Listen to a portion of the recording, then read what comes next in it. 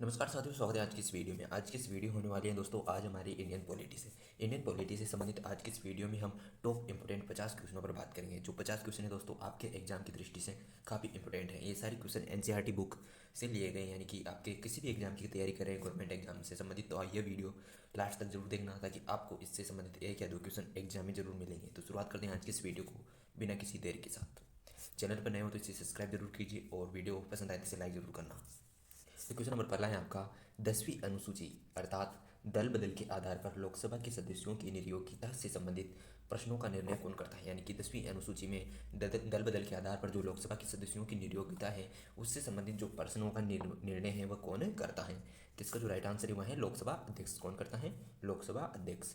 Next question है, question number दूसरा है, लोकसभा और राज्यसभा के सदस्यों की नियोक्ता से संबंधित प्रश्नों का निर्णय कौन करता है।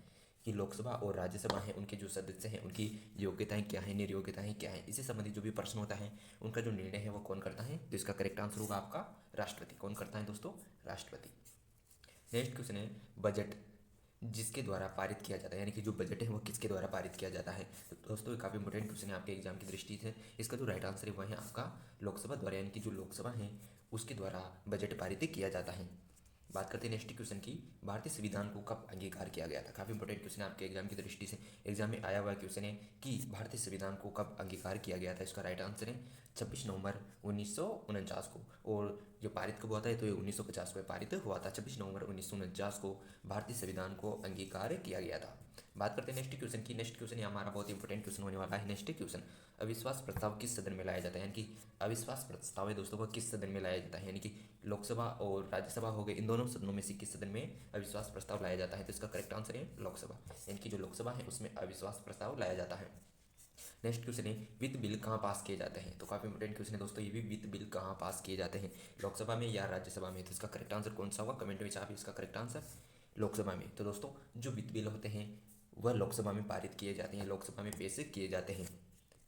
नेक्स्ट क्वेश्चन है, लोकसभा में वर्ष में कम से कम कितने सत्र जरूरी होते हैं। यानी कि जो लोकसभा है उसमें वर्ष में कितने सत्र जरूरी होते हैं। यानी कि इसका जो सत्र है दोस्तों वह 6 वर्ष से अधिक समय का नहीं होना चाहिए। यानी कि सत्र के अंतराल का जो समय है वह 6 माह से अधिक नहीं होना चाहिए। कितने माह से?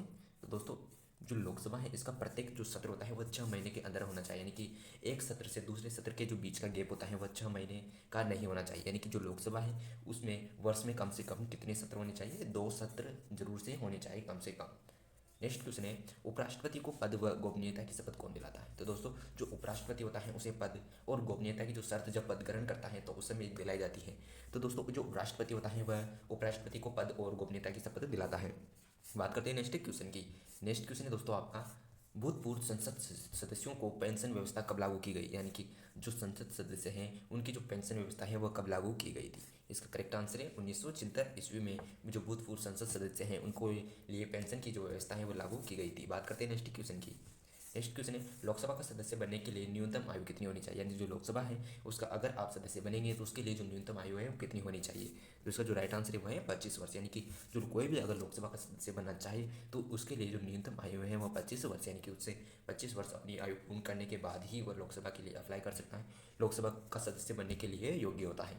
बात करते हैं नेक्स्ट क्वेश्चन की। नेक्स्ट क्वेश्चन है, किस संविधान संशोधन द्वारा मत देने की न्यूनतम आयु 18 वर्ष रखी गई थी। यानी कि कौन सा संविधान संशोधन था जिसमें मत देने की जो न्यूनतम आयु है वह 18 वर्ष रखी गई थी। यानी कि ये पहले 21 वर्ष की आयु थी, लेकिन दोस्तों अब ये कितने वर्ष रख दी गई है, 18 वर्ष। तो कौन से संविधान संशोधन द्वारा इसकी जो आयु है वह 18 वर्ष रखी गई थी। तो इसका करेक्ट आंसर होगा आपका 61वें संविधान संशोधन 1979, सॉरी दोस्तों 1989 को 61वें संविधान संशोधन द्वारा जो मतदान की आयु है दोस्तों वह न्यूनतम आयु है 18 वर्ष। बात करते हैं नेक्स्ट क्वेश्चन की, भारतीय संसद का निम्न सदन किसे कहा जाता है। यानी कि जो भारतीय संसद है उसमें 2 सदन है, उच्च सदन हो गया और एक निम्न सदन। जो निम्न सदन है वह किसे कहा जाता है, तो इसका करेक्ट आंसर है लोकसभा। दोस्तों जो लोकसभा है उसे भारतीय जो संसद है उसका निम्न सदन कहा जाता है। वहीं दोस्तों जो राज्यसभा है आपकी उसे दोस्तों उच्च सदन कहा जाता है। तो याद रखना ये काफ़ी इंपॉर्टेंट होने वाला है आपके एग्जाम की दृष्टि से कि लोकसभा का निम्न सदन कौन सा है, सॉरी दोस्तों संसद का जो निम्न सदन है वो कौन सा है। तो लोकसभा हो गई, उच्च सदन पूछे तो आपसे राज्यसभा बता देना। तो इस प्रकार से क्वेश्चन पूछे जाते हैं। बात करते हैं नेक्स्ट क्वेश्चन की। नेक्स्ट क्वेश्चन है आपका, विदेशी नागरिकों को भारत की नागरिकता प्रदान करने की आवश्यक शर्त क्या है। अगर कोई भी विदेशी नागरिक है यानी कि कोई भी विदेशी नागरिक अगर वो भारत की नागरिकता प्राप्त करना चाहता है तो उसके लिए शर्त क्या रखी गई है।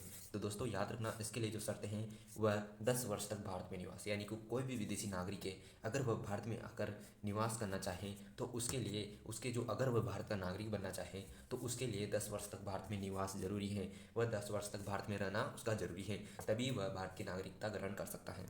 बात करते हैं नेक्स्ट क्वेश्चन की। दादरा और नगर हवेली भारत में शामिल करने से पूर्व किसके उपनिवेश थे। यानी कि जब भारत शामिल नहीं, यानी कि भारत आज़ाद नहीं हुआ था तब भारत था वह अलग अलग जो शक्तियाँ थी उनके अधीन था, जैसे कि अंग्रेज हो गए, अलग अलग जो शक्तियाँ थी पुर्तगाल हो गए, उनके अधीन था। तो दोस्तों जो दादरा और नगर हवेली है जो वर्तमान में केंद्र शासित प्रदेश है, इसको शामिल करने से पहले यानी कि जब भारत में शामिल नहीं किया गया था उससे पहले ये किसके अधीन था। तो इसका जो करेक्ट आंसर होगा वह है पुर्तगाल। जो पुर्तगाली है दोस्तों उनके अधीन था दादरा नगर हवेली, और जो दादरा और नगर हवेली ये दोनों जो केंद्र शासित प्रदेश हैं ये पुर्तगाल के अधीन था। पुर्तगाल के बाद दोस्तों जब भारत आज़ाद हुआ उस समय यह भारत में मिला ली गई। बात करते हैं नेक्स्ट क्वेश्चन की। नेक्स्ट क्वेश्चन है भाषा के आधार पर पहला कौन सा राज्य गठित हुआ। यानी कि भारत है वह अलग अलग भाषाएं बोलता है, यानी कि बहुभाषी देश है।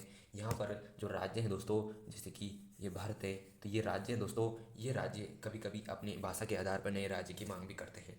तो दोस्तों जो भाषा के आधार पर पहला राज्य का गठन हुआ था वह कौन सा था। यानी कि भाषा के आधार पर सर्वप्रथम किस राज्य का गठन हुआ। तो इसका जो करेक्ट आंसर बनेगा वह बनेगा आपका आंध्र प्रदेश। आंध्र प्रदेश एक ऐसा राज्य है दोस्तों जो भाषा के आधार पर पहला राज्य गठित हुआ था। कौन सा पहला राज्य गठित हुआ था, आंध्र प्रदेश। अभी भी बहुत सारे राज्यों की मांग चल रही है भाषा के आधार पर कि भाषा के आधार पर उन्हें अलग राज्य का दर्जा दिया जाए। तो दोस्तों बात करते हैं नेक्स्ट क्वेश्चन की। संविधान की आत्मा किसे कहा गया है। यानी कि जो संविधान है, भारतीय जो संविधान है उसकी आत्मा किसे कहा गया है। तो इसका करेक्ट आंसर होगा आपका प्रस्तावना को। यानी कि जो प्रस्तावना है दोस्तों भारतीय संविधान की प्रस्तावना है उसे भारतीय संविधान की आत्मा कहा जाता है। यानी कि जो संविधान है उसकी आत्मा कहा जाता है किसे, प्रस्तावना को। बात करते हैं नेक्स्ट क्वेश्चन की। नेक्स्ट क्वेश्चन है आपका संविधान का रक्षक किसे कहा जाता है। जिस किसी की जो संविधान है उसका रक्षक किसे कहा जाता है। तो इसका जो करेक्ट आंसर बनेगा वो बनेगा आपका कौन सा दोस्तों, याद रखना उच्चतम न्यायालय। यानी कि संविधान के रक्षक किसे कहा जाता है, उच्चतम न्यायालय। कैसे कहा जाएगा, यानी कि जब भी कोई अगर संविधान बनने में कुछ गलतियां होती हैं, यानी कि संविधान यानी कि देश में कोई भी कानून बना जो संविधान की मान्यता के विरुद्ध है तो सर्वोच्च न्यायालय है, उच्चतम न्यायालय वह उसे चुनौती दे सकता है। किसे, अगर कोई भी कानून है जो संविधान की मान्यता के विरुद्ध है तो उसको सर्वोच्च न्यायालय बर्खास्त कर सकता है। यानी कि संविधान का रक्षक हम सर्वोच्च न्यायालय को कह सकते हैं, क्योंकि सर्वोच्च न्यायालय ही है जो संविधान में अगर कोई भी कानून बनता है जो संविधान की मान्यता के खिलाफ है तो उसे बर्खास्त कर सकता है। तो इसीलिए जो सर्वोच्च न्यायालय है वह संविधान का रक्षक है। नेक्स्ट क्वेश्चन है उपराष्ट्रपति को किसका सम्मान वेतन मिलता है। यानी कि उपराष्ट्रपति हैं किसके समान वेतन मिलता है। तो इसका जो राइट आंसर है वो लोकसभा अध्यक्ष के समान, लोकसभा अध्यक्ष के समान। बात करते हैं नेक्स्ट क्वेश्चन की। उपराष्ट्रपति पद हेतु कम से कम कितनी आयु आवश्यक है। यानी कि अगर कोई भी उपराष्ट्रपति का पद ग्रहण करता है तो उसके लिए जो न्यूनतम आयु है वह कितनी है। यानी कि न्यूनतम आयु है वह कितनी है। तो इसका राइट आंसर होगा कौन सा दोस्तों, छापिए। इसका राइट आंसर है 35 वर्ष। लेकिन दोस्तों लोकसभा का अध्यक्ष कोई बनना चाहे तो उसके लिए 25 वर्ष, यानी कि लोकसभा अध्यक्ष के लिए 25 वर्ष और जो उपराष्ट्रपति है उसके पद के लिए 35 वर्ष। नेक्स्ट क्वेश्चन की तरफ चलते हैं दोस्तों। उपराष्ट्रपति का कार्यकाल कितना होता है। यानी कि याद रखना दोस्तों जो उपराष्ट्रपति है उसका कार्यकाल कितना होता है। तो याद रखना उसका कार्यकाल है 5 वर्ष। यानी कि लोकसभा अध्यक्ष हो गया या फिर प्रधानमंत्री हो गया, राष्ट्रपति हो गया, इन सब का जो कार्यकाल है वह 5 वर्ष होता है। इन सब का जो कार्यकाल है वो 5 वर्ष होता है। याद रखना दोस्तों 5 वर्ष इनका कार्यकाल होता है।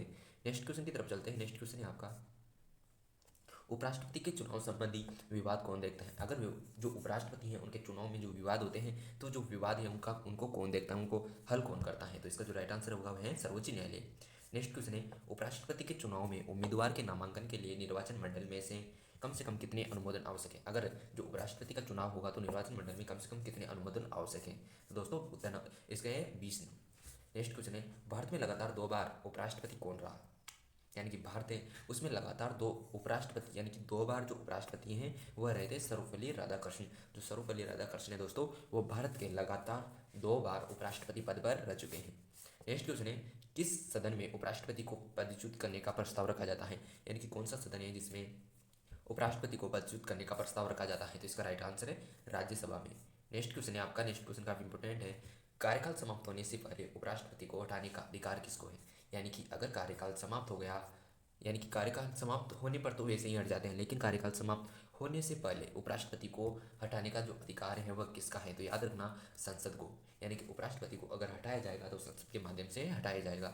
नेक्स्ट क्वेश्चन है, भारत के प्रथम उपराष्ट्रपति कौन थे? ये काफी इंपोर्टेंट क्वेश्चन है दोस्तों आपका, कि भारत का जो प्रथम उपराष्ट्रपति है वह कौन थे? तो इसका करेक्ट आंसर है सर्वपल्ली राधाकृष्ण।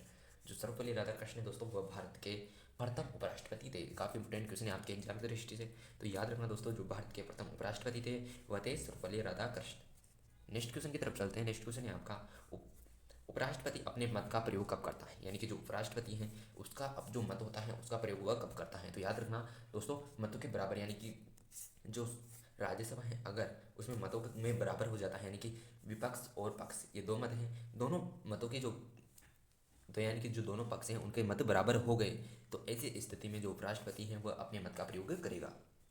नेक्स्ट क्वेश्चन है, उपराष्ट्रपति अपना पद किसे दे जो पद त्याग करता है तो वह पत्र किसे देता है? तो दोस्तों इसका जो राइट आंसर है, उपराष्ट्रपति अपना पद त्याग उपराष्ट्रपति अपना त्याग पत्र किसे देता है? यानी कि जो उपराष्ट्रपति है वह अपना जो त्याग पत्र है वह किसे देगा? तो याद रखना राष्ट्रपति को देगा। जो उपराष्ट्रपति है वह अपना त्याग पत्र किसे देगा? तो राष्ट्रपति को वह अपना त्याग पत्र देता है। नेक्स्ट क्वेश्चन है दोस्तों, प्रधानमंत्री पद सबसे कम समय के लिए कौन आसीन है? यानी कि प्रधानमंत्री पद पर सबसे कम समय के लिए कौन आसीन रहे हैं? यानी कि ऐसे कौन से प्रधानमंत्री हैं जो प्रधानमंत्री पद पर सबसे कम समय तक रहे हैं? तो इसका करेक्ट आंसर है वह है आपका कौन सा? चौधरी चरण सिंह। ये दोस्तों प्रधानमंत्री पद पर सबसे कम समय के लिए आसीन रहे थे। नेक्स्ट क्वेश्चन है, 2 बार कार्यवाहक प्रधानमंत्री के रूप में किसने कार्य किया? यानी कि 2 बार कार्यवाहक प्रधानमंत्री के रूप में किसने कार्य? तो याद रखना गुलजारी लाल नंदा ने।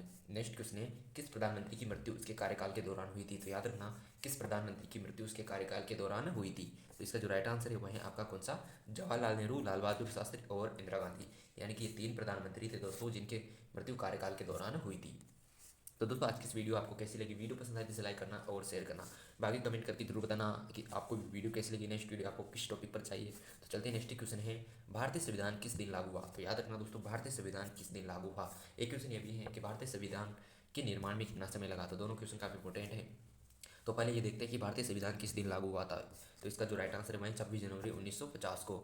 26 जनवरी 1950 को दोस्तों भारतीय संविधान लागू हुआ था। लेकिन दोस्तों याद रखना भारतीय संविधान को कब अंगीकार किया गया था? तो याद रखना 26 जनवरी 1949 को। 26 जनवरी 1949 को दोस्तों भारतीय संविधान को अंगीकार किया गया था।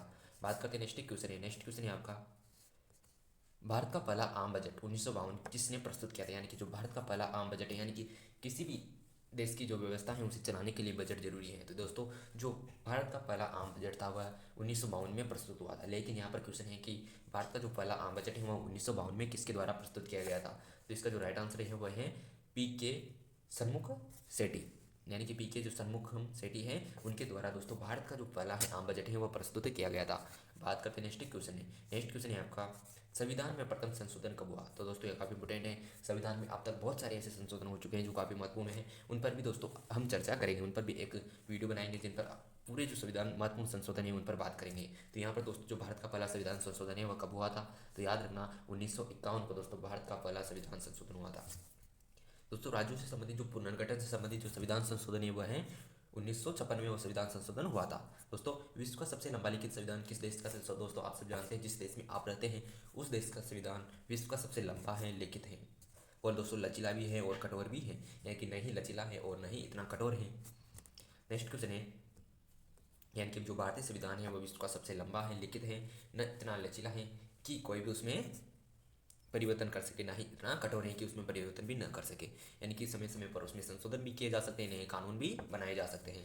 नेक्स्ट क्वेश्चन की तरफ चलते हैं, भारतीय संविधान का निर्माण एक संविधान सभा द्वारा कितने दिन में किया गया? यानी कि जो भारतीय संविधान सभा है उसने एक नए संविधान का निर्माण हुआ था भारत के लिए। जब भारत स्वतंत्र हुआ था तो देश की जो व्यवस्था है उसको चलाने के लिए, किसी भी देश की व्यवस्था को चलाने के लिए संविधान चाहिए, यानी कि नियम और कानूनों का जो संग्रह होता है उसे संविधान कहते हैं। तो नियम कानूनों का जो संग्रह है वह संविधान है। तो किसी भी देश की शासन व्यवस्था को चलाने के लिए संविधान जरूरी है, यानी कि भारत सब आज़ाद नहीं हुआ था उस समय अंग्रेजों का शासन चलता था, अंग्रेजों का वहाँ पर संविधान था। लेकिन दोस्तों जब भारत आज़ाद हुआ तो भारत के लिए एक संविधान की आवश्यकता पड़ी, तो वो संविधान है दोस्तों कौन सा संविधान है? यानी कि उसे कितने दिन लगे? तो याद रखना उसे बनाने में समय लगा था 2 वर्ष 11 महीने और 18 दिन। 2 वर्ष 11 महीने और 18 दिन कड़ी मेहनत के साथ दोस्तों भारत के जो बड़े नेता थे भीमराव अम्बेडकर आदि, जवाहरलाल नेहरू आदि के प्रयासों से दोस्तों भारतीय संविधान का निर्माण हुआ। बाकी के और भी दोस्तों बहुत सारे नेता थे जिन्होंने भारतीय संविधान में महत्वपूर्ण भूमिका निभाई। नेक्स्ट क्वेश्चन की तरफ चलते हैं दोस्तों,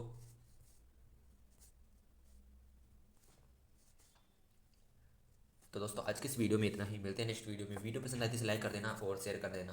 तब तक के लिए दोस्तों जय हिंद जय भारत। वीडियो कैसी लगी कमेंट करके जरूर बताना।